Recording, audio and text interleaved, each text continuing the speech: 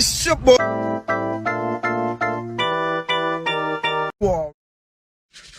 All right, what's up? Welcome back to Stay in Your Lane, where we focus on ourselves, but sometimes when people are deviating, we gotta help them get back in their lane. Ma'am, back to lane 1, please. Sir, lane 3, please. You're deviating. So that's what we're gonna do here today.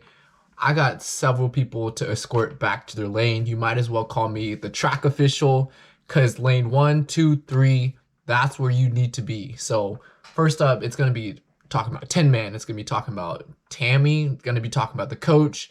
Anyone involved in the whole situation. It happened a while ago. I want to say back in April. So I'm just going to break that down because Tinman released a new video. They're releasing a mini docu-series talking about everything that happened since they've been quiet for the last couple months. And so we're just going to get down to the nitty-gritty. We're going to get down into that and see who needs to get directed back in their lane and who has been in their lane since day one. The Let's Run article that was issued out back in April, I want to say April around 20th, Tammy made a statement. Tammy Schwartz, the I almost said husband, the wife of the coach, infamous coach, Tinman coach, and she made a statement saying "fact," and she had a whole bunch of lists and yada yada yada, kind of proving her point and saying what she needed to say in that situation. And so I gotta give it to Tammy. She was putting people in their lane. She had her receipts. She wasn't gonna be a pushover in that scenario. One statement, she came out flat out the gate and said, "This is how it went down." So she said that yes and no, the voting method on how they wanted to vote out the coach, and they said, oh, it was unanimous decision, but a lot of people were pressured in because it wasn't anonymous. And so you could obviously tell who wanted him to stay and who didn't. And so first of all, that's corrupt. That is so corrupt. And to have that be the case and then later tell him over the phone, you're telling him, call me on the phone and think it's going to be okay. Call me on the phone and tell me I don't have a job and think that's going to be okay. That seems just shady. That seems like a lot of people are unprofessional in that situation where, first of all, there hasn't been any, I guess, from my knowledge, or she hadn't mentioned, or Tinman hadn't mentioned, like any prior situations to point to, okay, this is one strike, or this is going to be your warning. Next time you do something bad again, you're going to be out of here. Where was that? Where there was maybe potential red flags, but they didn't state anything like that in the such. They just had a unanimous decision, and all of a sudden he's gone through a phone call. Shady. And later she even went on to tell, she hyped up her man and she said, he got all these credentials. He has level 5 certification for elite, endurance training. He trained multiple high schools. He has a PhD. A PhD, that's not easy. That's no easy work. So he got a PhD in kind of health science around those health performance. And he has all these background and credentials. So you can't say you can't say he's a bad coach. You cannot say he's a bad coach. He has the track record to prove it. He's coaching like one of the high school phenoms right now. He has the track record to prove it. He has the training method. It's not his first day around the park. And so if you try and say he's a bad coach in that way, she got it covered. She brought up all the receipts. Okay, Tammy? And then lastly, she finishes it off by saying that they stole a big part of who he was in the Tinman name. The Tinman name came from him. It was, I guess, well established before. I hadn't heard about Tinman before, Tinman Elite, but Coach Tinman was well known, and they took his name from him. And so that's a big part of his identity, big part of the way he coaches and his ideology. And so not only did they take that, she mentioned part of that, like they took that from him, but they just kind of took some of his pride in his time. They honestly just kind of wasted his time. And the whole way that this situation went about and how it was handled, pretty unprofessionally. It came to my attention that he wasn't even technically the head coach, because the way the system was structured, he was technically at the bottom. So he was more an advisor rather than a head coach. I think we definitely built Tinman like upside down of a traditional team. The athletes have kind of been at the forefront of all the decision making, and sometimes that's great. But when it comes to hard decisions, like that sucks because like it's not my job to tell my teammate that they need to this or that, or that they're getting more money, less money. Like all those things are very difficult.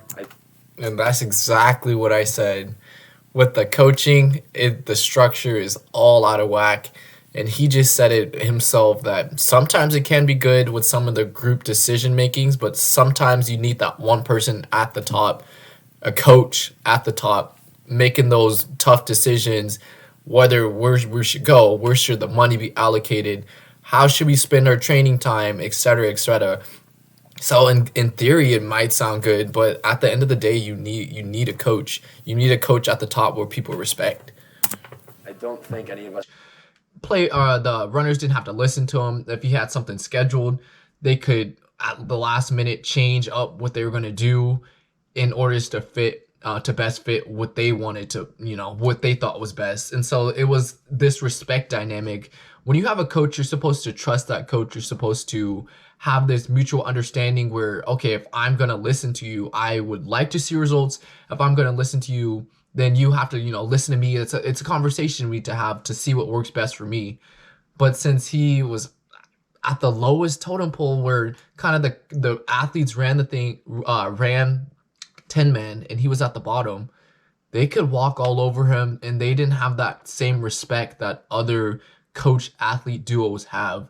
And that was the biggest problem with Tinman Elite, the structural aspect of it. The leader of it, he was Drew Hunter. Drew Hunter was the face of Tinman. He might as well have been the coach of Tinman because he was calling all the shots, and everyone respected him more than the actual coach, and that's not okay.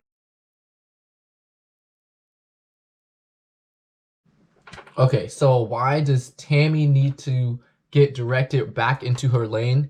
First one on the list, while she was admirable for defending her man and saying that, if they're going to come at him, then hey, I'm going to back you up. I got all the receipts saying what's fact, what's not. And while that's admirable and, back up the people when you need to, first of all, that was not her battle to fight. That was not her battle to fight. If there was going to be a statement issuing, the things that went on to give more of an in-depth detail of what happened behind the scenes, because we can only see so much as spectators, that should have been the job of the coach Tinman, not Tammy.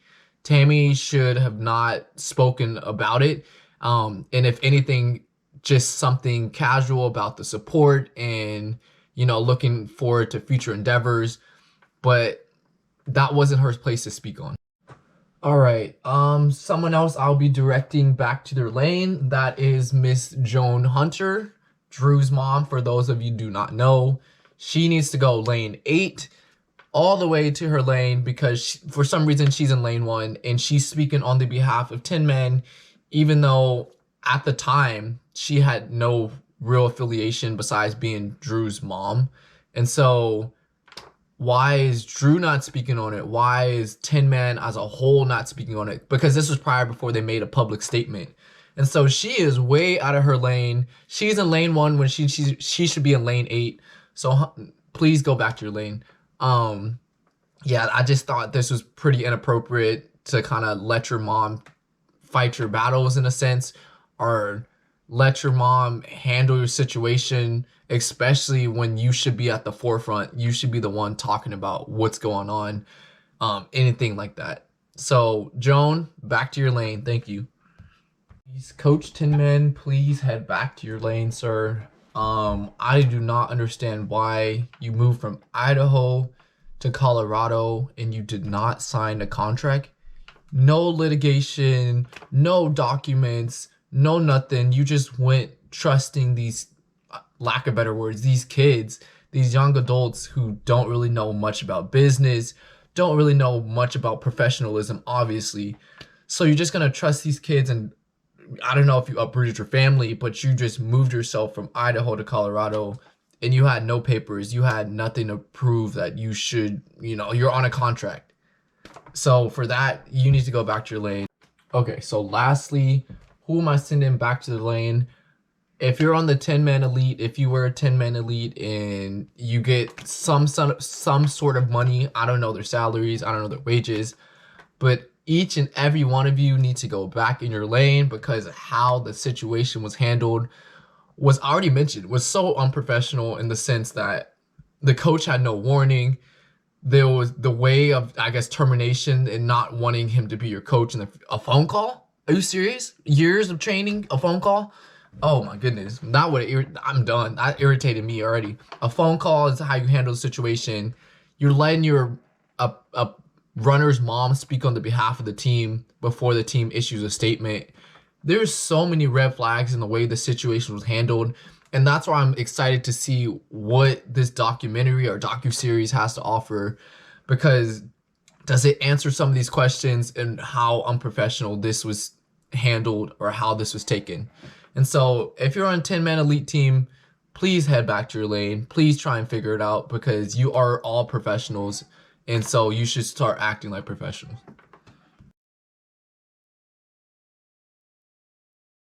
Thing for us in order to shut everyone up and show everyone what we're really made of turned into the exact opposite. And it turned into then, off of that camp, clawing through the outdoor season to try to put some sort of pieces together.